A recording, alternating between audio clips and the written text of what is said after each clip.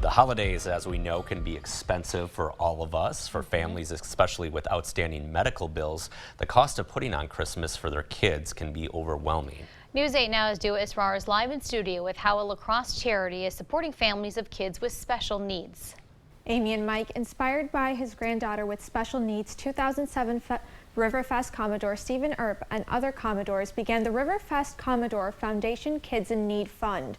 For the past 5 years, the fund has been providing grants for kids with special needs.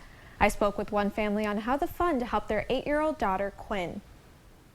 The Riverfest Commodores began Kids in Need, a charity that provides grants to families with kids who have special needs. We seen a lot of families that fell through the cracks. Stephen Earp, the 2007 Commodore, says the foundation helps parents cover additional insurance costs, traveling costs, purchase medical equipment, and more.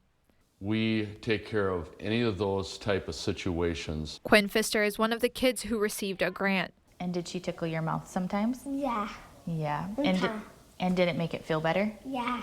Her mom, Pam, says the grant helped support Quinn's occupational therapy treatments. Just allowed Quinn to master a skill, a life skill. Quinn had an oral aversion, which stopped her from letting anything touch her mouth. But with therapy, Quinn was able to move past it. She was able to progress to spoon feeding and basic brushing teeth. Pam says the grant helps parents make important decisions for their children. It's never a burden to do what your child needs because you want your child to thrive. And the application is straightforward. It's not a challenging application. It's not a challenging process.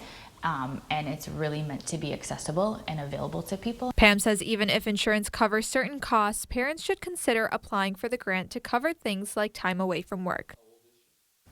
Grants are available for up to $1,000. Stephen Earp says in the season of giving, the Commodores would like to give more, but they need more funds. All right, thanks a lot, Dua. Earp says if people would like to donate this holiday, they can do so through the Commodore Foundation. 100% of the proceeds do go to local families.